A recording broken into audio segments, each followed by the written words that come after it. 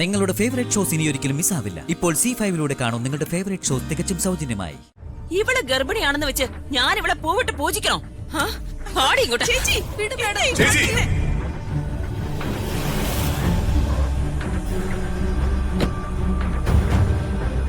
മതി നിർത്ത്. പ്രതാപ അവളെ വിടി ചേച്ചി. എന്താവശ്യമുണ്ടെങ്കിലും എന്നെ വിളിച്ചാ മതി. എന്നെ കൊണ്ട് ചെയ്യാനാവുന്ന സഹായം ഞാൻ ചെയ്തു തരും. ശരി എന്നാ വരട്ടെ.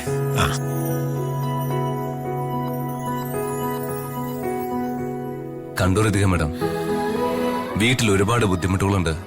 കൃത്യമായി കാശ് തന്നാലേ ഞാൻ വരുവോളെന്നൊക്കെ എന്നോട് പറഞ്ഞ ആളാ.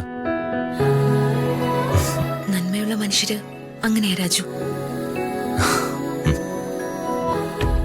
ദീപക്കിവിടെ ഇല്ല. അവൻ പുറത്തെങ്ങോട്ട് പോയതാ. അതിനെന്താ, അത് ഞാൻ അറേഞ്ച് ചെയ്തുതരാം. ചേച്ചി ഇതാ ജ്യൂസ്.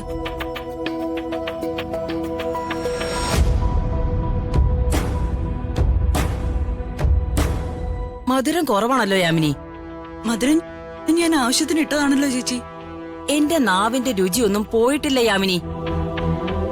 ആ ഇത് പോട്ടെ. ഇനി എടുക്കുമ്പോ കുറച്ചുകൂടെ മധുരം കൂടുതലിട്ട് വേണം എനിക്ക് ജ്യൂസ് എടുക്കാൻ. കേട്ടല്ലോ? കേട്ടു ചേച്ചി. അതിവിനയം കാണിച്ചുള്ള അഭിനയത്തിനൊന്നും ഒരു കുറവുമില്ല. മര്യാദയ്ക്കൊരു ജ്യൂസ് എടുക്കാൻ പോലും അറിയില്ലാന്ന് വെച്ചാ. ഈയിടെയായിട്ട് ഇവർക്ക് ഇത്തിരി അഹങ്കാരം കൂടുതലാ. ദൈവമേ, ഇവർക്കിട്ടൊരു പണി കൊടുക്കണേ.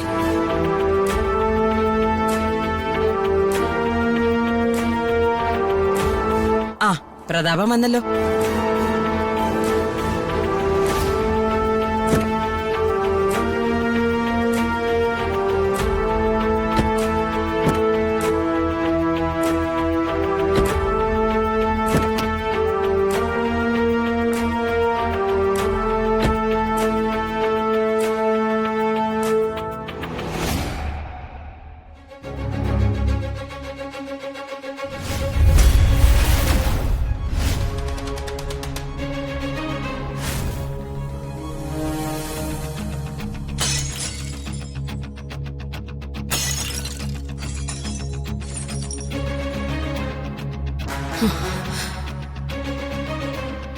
നിക്കടി അവിടെ.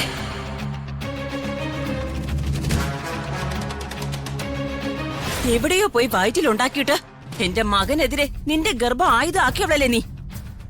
എന്റെ അനിയന് പകരം എന്റെ മകൻ ഇലക്ഷന് മത്സരിക്കാൻ പോകുന്നു അറിഞ്ഞപ്പോ ആ അവസരം അവൻ ഇല്ലാതാക്കാൻ ആരുടെയോ കയ്യിന്ന് കാശ് വാങ്ങി രാഷ്ട്രീയ പ്രവർത്തകരുടെയും മാധ്യമ പ്രവർത്തകരുടെയും മുന്നിൽ വെച്ച് എന്റെ മകനെ നാണം കെടുത്തി എന്റെ അനിയന്റെ അന്തസ്സിന് കളങ്കം വരുത്തുന്നത് പോലെ സംസാരിച്ച് പ്രസ്താവന ഇറക്കിയവളല്ലേ നീ. അങ്ങനെയുള്ള നിനക്ക് എന്റെ വീടിന്റെ പടി കിടക്കാൻ മാത്രം ധൈര്യോ? പൊക്കോണം. ഈ വീടിന്റെ പരിസരത്ത് നിന്നെ കണ്ടുപോകരുത്. ശേഖര, എവിടെ നിന്നാ ഇവളെ വിളിച്ചോണ്ട് വന്നേന്ന് വെച്ചാ അവിടെ തന്നെ ഇവളെ തിരിച്ചുകൊണ്ടാക്കണം. ഇപ്പൊ തന്നെ വേണം.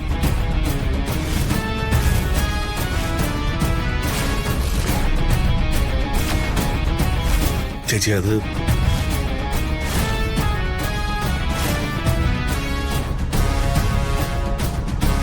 നീ എന്തിനാടാ പ്രതാപനെ നോക്കുന്നേ?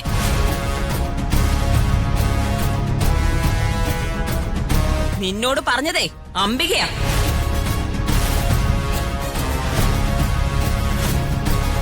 എന്നെ അനുസരിക്കാൻ നിനക്ക് മടിയാണെങ്കിലേ എന്താ ചെയ്യേണ്ടതെന്ന് എനിക്കറിയാം.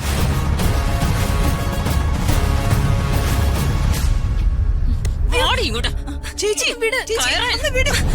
ഈ കുട്ടിയുടെ വയറ്റിലൊരു ജീവനുണ്ട്. അതിന് ഇവള് ഗർഭിണിയാണെന്ന് വെച്ച് ഞാൻ ഇവളെ പൂവിട്ട് പൂജിക്കണോ? ഇങ്ങോട്ട് ചേച്ചി വിട്. ചേച്ചി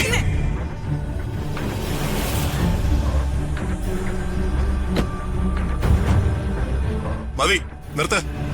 പ്രതാപ അവളെ വിടി ചേച്ചി. ചേച്ചി ചെയ്യുന്ന ഒട്ടും ശരിയല്ല.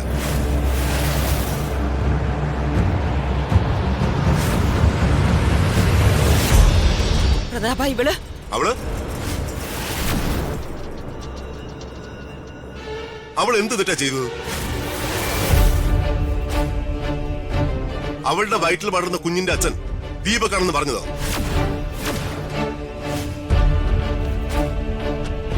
അത് തെറ്റാണോ? ക്യാഷിന് വേണ്ടി എവള് പറയുന്ന നുണയായിരുന്നു ഞാൻ കരുതിയിരുന്നത്. ജീവിക്കാൻ കാൽ കാശിന് വകയില്ലാതെ പട്ടിണി കിടക്കായിരുന്നു ഇവള്. ദീപക്കിനെതിരെയുള്ള മൗനം ഇവളുടെ ഒരു നുണ മാത്രമായിരുന്നു. ഇവളെല്ലാവരോടും സത്യം പറഞ്ഞിരുന്നെങ്കിൽ ഇവൾക്കിപ്പോ പറഞ്ഞ ക്യാഷ് വാങ്ങി സുഖമായിട്ട് ജീവിക്കായിരുന്നു.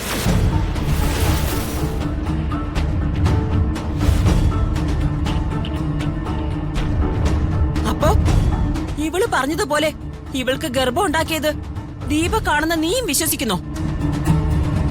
വിശ്വസിക്കാതിരിക്കാൻ തരമില്ലല്ലോ ചേച്ചി. പ്രതാപ, ചേച്ചിക്ക് എന്നോടൊന്നും തോന്നരുത്. ദിവ്യ മുമ്പ് പറഞ്ഞതുപോലെ ദീപകിന്റെ DNA-യും ദിവ്യ പ്രസവിക്കാൻ പോകുന്ന കുഞ്ഞിന്റെ DNA-യും ഞാൻ പരിശോധനയ്ക്ക് അയക്കാൻ തീരുമാനിച്ചിരിക്കുക. ദിവ്യയുടെ പ്രസവശേഷം നിയമവശം നോക്കി അതിനുള്ള എല്ലാ പേപ്പേഴ്സും ഞാൻ നീക്കും. DNA ടെസ്റ്റും നടത്തും. റിപ്പോർട്ടിൽ എന്താണെന്ന് അറിഞ്ഞതിനു ശേഷം ഉചിതമായ ഒരു തീരുമാനം ഞാൻ എടുക്കുകയും ചെയ്യും. ആർക്കെങ്കിലും എതിർപ്പുണ്ടെങ്കിൽ എനിക്ക് ബോധ്യപ്പെടുന്ന രീതിയിലുള്ള കാരണസഹിതം എന്നോട് ഇപ്പൊ പറയണം. എനിക്ക് ബോധ്യപ്പെടുന്ന കാരണസഹിതം.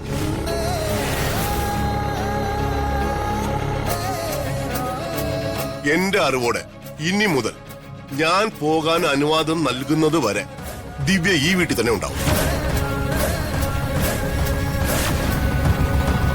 മനസ്സിലായോ യാമിനി? മനസ്സിലായി പ്രതാപേട്ട. ഒരു കുറവും വരാതെ ഇവളെ ശുശ്രൂഷിക്കേണ്ട ചുമതല ഇനി യാമിനിക്ക. ദിവ്യയ്ക്ക് എന്തെങ്കിലും പരാതിയോ പ്രശ്നങ്ങളോ ഉണ്ടെങ്കിൽ എന്നെ അപ്പൊ തന്നെ അറിയിക്കണം. മനസ്സിലായോ? മനസ്സിലായി. യാമിനി, ദിവ്യയും കൊണ്ട് അകത്തേക്ക് പോ. താമസിക്കാൻ ഗസ്റ്റ് റൂം അറേഞ്ച് ചെയ്ത് കൊടുക്കൂ. ശരി പ്രതാപേട്ട. ദിവ്യ വാ.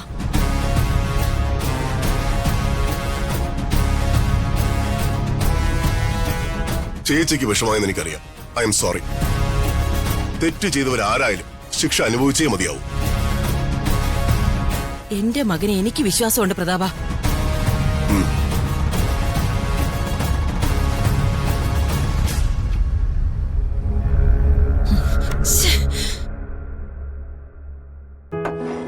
അങ്ങനെ അത് സംഭവിച്ചു. താങ്ക്സ് രാജു. നാരായണ ചേട്ടനെ പോലെ ഒരു നല്ല നടനെ ഇറക്കി ഇങ്ങനൊരു ബുദ്ധി രാജു കാണിച്ചില്ലായിരുന്നെങ്കിൽ ദിവ്യക്ക് അവിടെ കോളനിയിലെ ഏതെങ്കിലും ഒരു വീട്ടില് തനിച്ച് താമസിക്കേണ്ടി വന്നേനെ. ദിവ്യ ഇവിടെ താമസിക്കുന്നതില് എനിക്ക് സന്തോഷമുണ്ട് മാഡം. പക്ഷേ നമ്മൾ നേരിട്ട് വർമ്മ സാറിനെ സത്യങ്ങൾ പറഞ്ഞ് ബോധിപ്പിച്ചിട്ടല്ല ദിവ്യ ഇങ്ങോട്ട് കൊണ്ടുവന്നിരിക്കുന്നത്. ഡൗൺലോഡ് ചെയ്യൂ C5 ആപ്പ്. കാണൂ എല്ലാ എപ്പിസോഡുകളും സൗജന്യമായി.